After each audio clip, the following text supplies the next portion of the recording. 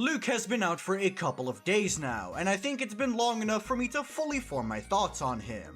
So I'm gonna talk about his performance in Tower, then his performance in Whimpering Wastes, and then finally his value within Doubled Pawn Matrix. Starting of course with Tower of Adversity, which I feel like is definitely going to be Luuk's best mode. Tower gives Luuk everything he needs to succeed, being access to his teammates, and targets beefy enough for you to actually fully stack up Toon Strain. Obviously, the ability to stack up Toon Strain is far from the only thing wrong with him in WhiWa, but we'll get there when we talk about WhiWa. Luuk is an incredibly good character within Tower, and definitely is among the top tiers if we discount Imeth. Imeth is just too powerful to really compare to anyone realistically. But back to Luuk, he definitely has the performance of a top tier, being close to characters like Galbrenna and Augusta. And something that's really nice about Luuk is that he's able to do everything he wants to at very low cost. This is because unlike other top tier characters, Luuk does not strongly rely on either a 5-star teammate or a signature weapon, because he can very easily use Thundah as his sub DPS, and then he's able to use the Pulsation Bracers as his weapon. This is actually what I've been running for my own Luuk. So all the footage you're going to see in the background is me using a standard banner weapon on the guy. And honestly, for how low my investment is on this character, I was pleasantly surprised to see him performing very well. Now obviously we are unable to currently test Luuk on the real highest level of Tower, because floors 3 and 4 on the current middle tower both fully resist Spectro. I don't know why they did this, but they sure did, so we have to live with it now.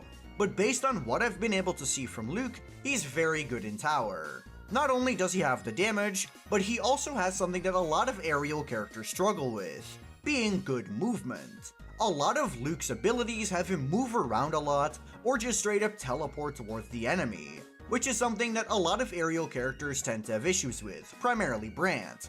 If Brant can't reach the enemy, he just completely ends his combo and is forced to fall to the ground like some sort of idiot. But Luuk does not have this weakness. He can very easily reach enemies because after each aerial attack, he will just float towards them when he starts the next attack.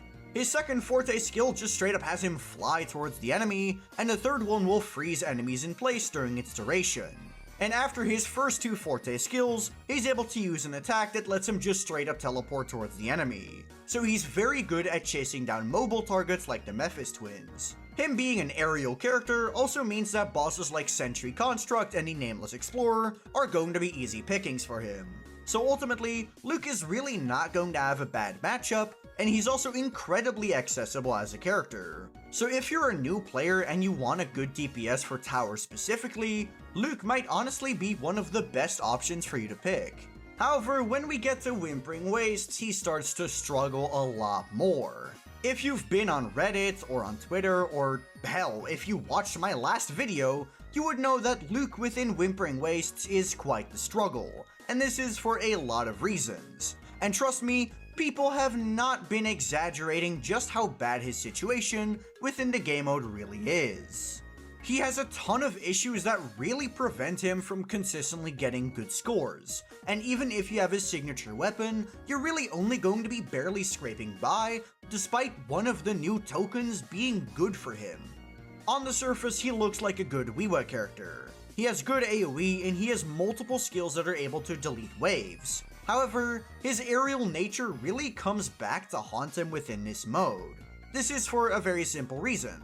If he drags an enemy up into the air with him, and then there are enemies on the ground, he's gonna have to choose which one he's gonna attack. And most of the time, that's gonna be the 1 or 2 stragglers that are in the air with him because they're closer. Unlike a character like Brand who actively drags himself towards the enemy, Luuk likes being where he is, and if there's an enemy for him to attack near his radius, he's always going to go for that one enemy that's in the air with him. And thus, the second he kills a common enemy and they respawn on the ground, he suddenly starts losing that AoE potential that he could have had.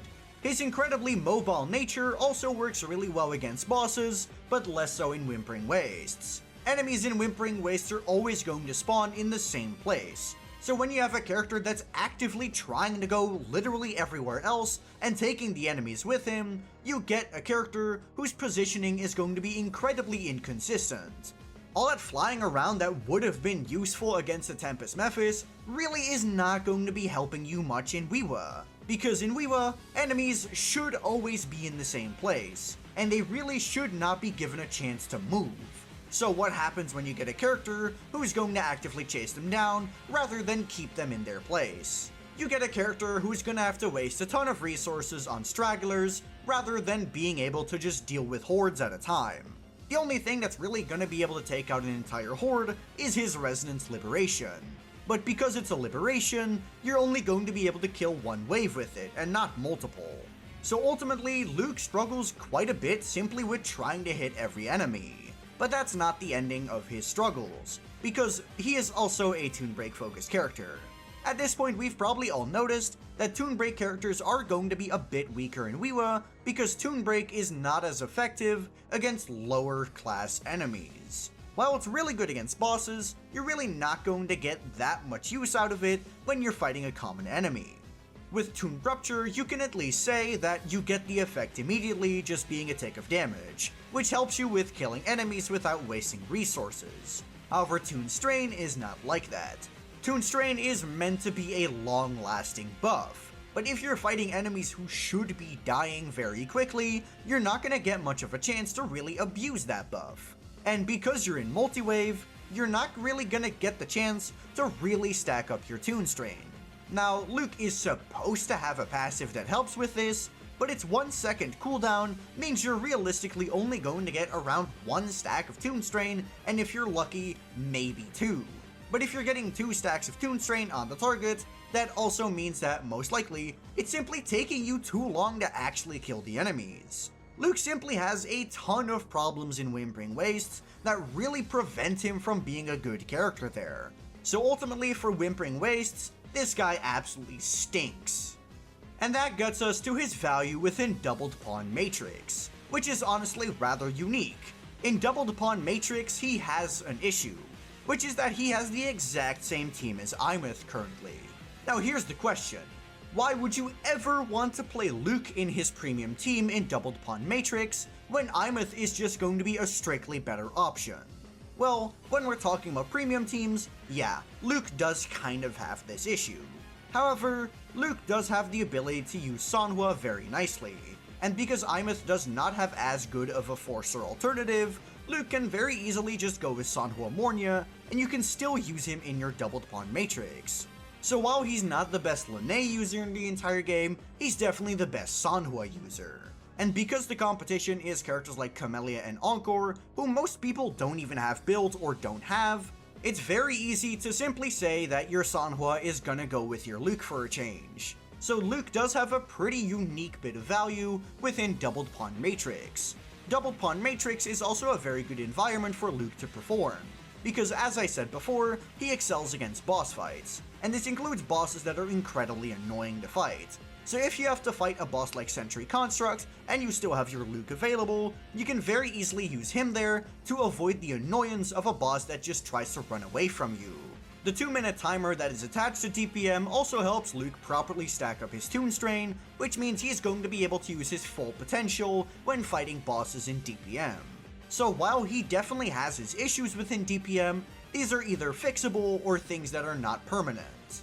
But those are just my opinions on Luuk. Let me know what you think of him down below. And while you're down there, be sure to like the video and subscribe to the channel. If you have any questions, be sure to join my Discord, which is linked down in the description below. And if you just want to see more of me, you can check out my second channel, which is also linked down in the description.